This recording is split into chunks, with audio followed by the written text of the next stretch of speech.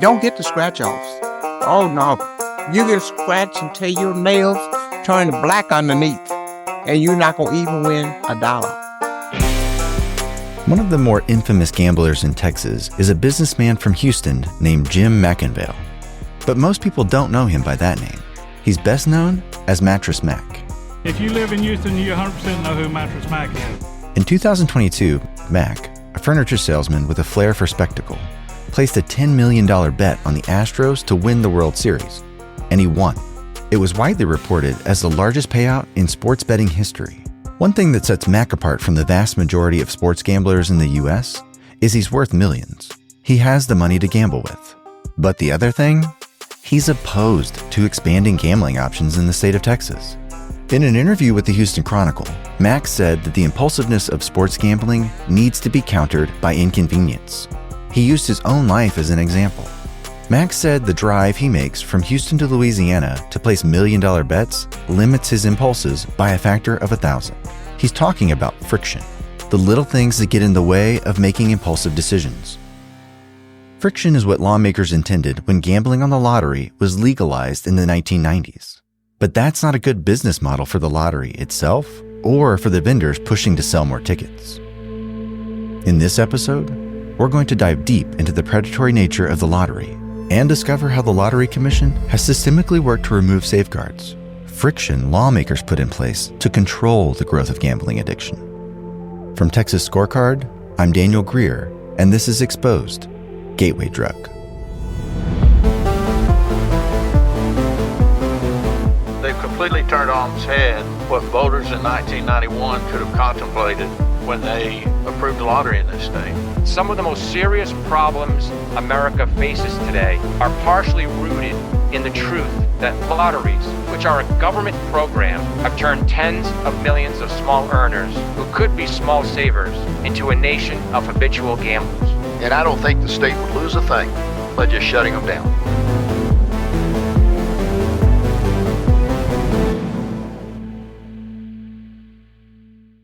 We've all been there. You're sitting at home, maybe watching TV, or perhaps you're scrolling social media. Suddenly you see something that you have to have, now. You know what happens next. You click on a link or head to Amazon. Jeff Bezos has a little bit more of your money, and 2 days later, that impulse buy is sitting on your stoop. Maybe you're happy with the purchase and don't think twice. But maybe not. The worst part is 57% of consumers say that they bought something on social media, they were influenced to buy something, and they regretted it. At least in these cases, you have options and can get an object of some value. That's not the case when it comes to gambling on the lottery. Now, many of you are probably thinking, this isn't a problem for me because I don't play the lotto. Actually, who does buy lottery tickets? Here are statistics shared by Sean Mussenden, an expert on the lottery, on a podcast in 2022. A national study that we cite in our work shows that the top 10% of lottery players account for 2/3 of sales. It's people who are playing a lot who are mostly funding this system. And the most frequent players tend to be composed of people from communities that are Black, lower income, or have lower levels of education, especially high school dropouts. Jonathan Cohen, a historian and author on the history of lotteries in the U.S., compiled his own statistics. 1 in 8 Americans buy a lottery ticket once a week, which is a lot. And 20 to 30% of players account for as much as 70 or 80% of lottery sales. And that 20 to 30% is disproportionately Black and Latino, disproportionately less educated, and disproportionately poorer. What does this mean for those of you who don't play? If you look at levels of lottery play around the state, a pattern emerges. Lottery play happens in districts with lower average levels of income and necessarily higher levels of welfare assistance. Nobody that voted for this thing wants sales coming out of communities that we're pouring the same amount of money in the form of chips and other social services. They've got as much money going in that district in assistance as they do coming out in lottery sales. Bottom line, the lottery is underwritten by non-lottery players. It's like all forms of gambling. It takes money away from those who can least afford to lose it. And these people are disproportionately on welfare. Writing about the Texas lottery in the Austin American-Statesman in 1997, Dave McNeely pointed out an oddity. Quote, "Does it seem weird to anyone else that we, as a state, entice citizens to gamble, even as our Attorney General fights tobacco companies in court for hooking people on smoking? This is the catch-22 of the state lottery. The lottery wants to turn a profit, but at its core, the lottery is a predatory industry. This came up in my conversation with former state representative David Hudson, who opposed the lottery during his time in the House. I just think it's bad public policy for the government to encourage people to gamble, and that's what it amounts to. We want the money, and the vendors and the state government are in the business now of encouraging people to go gamble their money away. Well, I didn't think that was appropriate. I thought it was bad public policy. Multi-million-dollar jackpots like the Powerball or Mega Millions are probably what most people think of when they think of the lottery. But the vast majority of lottery tickets sold are scratch-off. I may have told you, but that's where they make all their money. Here's Musadin, our lottery expert, again. 2/3 of all lottery sales are of instant scratch-off tickets, which range in price from $1 up to $25 and $50. In some cases, I think there may be a $100 ticket now. These are very carefully designed artifacts to maximize play. These are impulse purchases, but the prizes aren't anywhere near the levels of pick'em tickets. Scratch-offs are built differently and are a major revenue driver. They may, for a $100 million week or $80 million week, 60 or 70 of it comes from scratch tickets, which are their impulse purchase with immediate gratification. Unlike pick'ems, which arguably have some intrinsic value in the cathartic fantasy, scratch-offs are burn and churn. But where that business makes all its money in scratch tickets, there ain't time to dream. What could be a healthy enterprise is just a wham, bam, bam, buying scratch tickets. There's also the $100 lottery scratch ticket. Maybe you haven't heard of it, but if you spend just a little bit of time looking into the Texas lottery, you'll find it. It has made Texas the butt of a national joke. States are in the process of introducing scratch tickets at higher price points. In Texas, you can now buy a $100 scratch ticket. I think we could maybe get rid of those. Everyone seems to be puzzled by these tickets, and I was too. Then Rob Kohler, an expert on the Texas State Lottery, explained their diabolical nature. How those tickets are being sold at that high price point level is a prize is being won for a different game that has strategically been placed, that seed for that prize point, in other words, a $100 prize point, for a lower value game, a $5 game, a $10, it's stealing. Did you catch that? The lottery isn't betting on a player walking into a gas station and plopping down a $50 or $100 bill to buy a high dollar ticket. Nope. The Lottery Commission places $50 and $100 wins on tickets that cost $1 or $5, knowing that guy or gal scratching tickets at the counter is going to cash that winner in for a chance on a $100 ticket. They're strategically seeding the price point level so that poor soul, when they win that $100 at a $5 ticket, they give it right back to them. Does that make your blood boil just a little? Wait until you see some of the science behind scratch tickets. They are designed to ensnare the player. In recent years, as these games, as lottery commissions have made these games harder to win in order to make the prizes bigger, they've just been sort of toying with people's minds. Picking the ticket and scratching the foil or latex gives the player an illusion of control. When the player scratches, they might reveal a 13 or an 83. When looking for a match, they might uncover an 8, a 31, or an 82. The ticket gives the player that feeling of being just one number away from a win, just one more scratch, just one more number. It sounds like the secret of a con artist, as explained by filmmaker David Mamet. Keep the audience wanting more. There's another ploy tickets feature, one that elicits a double take from the player, who at first believes he's a winner, only to realize that number 8 was actually a 3. Daniel Bauer dubbed these tickets Heartstoppers. The goal is to give players that instantaneous feeling of winning. Then the stone cold reality hits. They lost. But now that they've felt that winning feeling, they're inspired to buy more tickets in pursuit of a winner. Well, let me tell you something. The lottery sucks. I'm telling you, it sucks because people can't even win any money. That's why the lottery don't make any money. I can't win $2. You hear me? People are not going to keep playing if they don't win any money. And players will keep playing. If the Lottery Commission has its way, there will be less friction, which leads to players losing more money in more ways.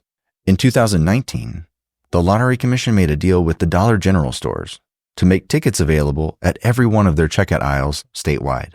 But there was a problem with this arrangement. It looked like the lottery was targeting the poor. In its annual reports from this time, Dollar General stated that they locate stores and select merchandise to serve their core customers, quote, low and fixed income households. Let's take a trope that's fairly common in reporting on the lottery. Here's an example from State Line. Thomas is 55, and he's been playing the Texas lottery for 2 decades. He spends $30 of his weekly paycheck to, as he calls it, fortune hunt. And he's won about $1,000 over the years. His dream is to win $40,000 so he can buy a single wide, an acre of land, and an old truck. Let's do the math. 20 years of playing the Texas lottery. $30 per week at 52 weeks per year, that's $1,500 per year in tickets. Times 20, and Thomas has spent $31,200 on tickets. At this point, he'd have been $8,800 away from his dream win of $40,000 just by stashing cash in cans. Of course, if Thomas had started with just $30, put it into an investment account with a meager 6% yield, and added $1,500 at the start of every year, he'd have made nearly $30,000 in interest alone and be sitting on over $60,000. More than enough for that single wide and some land, with money to spare. Les Bernal, with Stop Predatory Gambling, captures what the state has created with the lottery. And their work made it clear that some of the most serious problems America faces today are partially rooted in the truth that lotteries, which are a government program, have turned tens of millions of small earners who could be small savers into a nation of habitual gamblers. On the topic of issues plaguing America, Jonathan Cohen compares gambling to another addiction crisis we currently face. I'm reading a book by Beth Macy called Dope Sick, and I think a helpful parallel would be something like the opioid crisis, where I had a chance to talk to the former domestic policy director for Mitt Romney's 2012 presidential campaign, and he said someone asked him in New Hampshire about the opioid crisis, and he had no idea what they were talking about. He had to Google opioid, opium. He thought they were talking about 19th century China. So. And then within 10 years later, now the opioid crisis is a nationally recognized and understood problem. And I think with sort of the trajectory, if I'm being optimistic, is that the gambling issue becomes sort of what happens to gambling is what happened to the opioid crisis, where it goes from being a grassroots problem that everyone at the grassroots knows about, but that does not penetrate the national media, and the profile gets raised, and there are hearings and investigations and real inquiry and thought devoted to how to fix the problem that has gone unaddressed for many years. And what's worse is that when the economy is at its worst, gambling on the lottery goes up, according to Jonathan Cohen. When the economy goes in the tank, when unemployment rises, when poverty rates go up, casino gambling goes down, horse race gambling goes down, sports gambling goes down, but lottery play goes up. As we noted earlier in the series, lottery play is dominated by lower income players. In 2020, in the early days of the pandemic, when people were unsure about funds and were hiding in their homes, lottery sales in Texas tanked. Then stimulus checks hit mailboxes. And I cite an amazing study from the Houston Chronicle from 2020 that lottery sales declined rapidly in March 2020 as things were sort of being shut down and as folks were working from home, but that sales went right back to where they were in March and April, in April and May, as families started receiving their first round of COVID relief checks from the government. Texas isn't doing its citizens any favors with the lottery. And rulemaking that opened the floodgates to online lottery play have made matters worse. And the problem here, to sort of distill your story, is frictionless betting. Is sort of like the one-clickification of Amazon kind of thing, where you can just buy thousands of Tide Pods if you need them, with at the drop of a hat. It's sort of the same thing where at least you have to, in some states, you even have to get cash, right? You can't pay with the credit card or debit card. You have to drive to the convenience store. You have to sit there. You have to hand the guy money. You have to get the tickets back. You have to scratch the tickets. Not anymore. Of course, this is how it was intended to be in Texas. And it was, until the Lottery Commission changed the rules. Concerns about removing friction aren't reserved for players who are old enough to legally buy tickets. The Lottery Commission, by allowing and encouraging online gambling, is making it easier for kids to gamble. Not one time in that rulemaking at that lottery commission or in their rules did they address what's giving everybody heartburn. You're allowing your products to be sold over the phone. Kids are at the house. Kids can pick up these phones and buy the tickets. They don't say one word about it. It makes me a little nervous that there's something called Jackpocket now, Jonathan, where in fact it could be right on your smartphone to do this stuff. Yeah, and so 7 states have, sort of fully integrated legal online lottery apps where you can buy lottery tickets. So what can be done? Short of abolishing the lottery altogether, which Senator Bob Hall has suggested, there are ways to add friction back to the system and lower the impact that the lottery has on its captured players. In Texas, ensuring the rules the Lottery Commission has in place are consistent with legislative intent is the first step. Given the Commission's history of bad action, it may be necessary for lawmakers to ensure that they can alter game playing rules in the future. Jonathan Cohen agrees that online gambling is taking state lotteries in the wrong direction. A major one would be ending or not advancing the sale of lottery tickets over the internet or through mobile apps, which has been sort of the new trend these days. Join us next time as we tell the story of the day the Texas lottery died, before lobbyists and a powerful gambling interest intervened. Thank you for listening to this episode of Exposed. We'd like to thank David Hudson and Rob Kohler for participating in interviews featured in this podcast.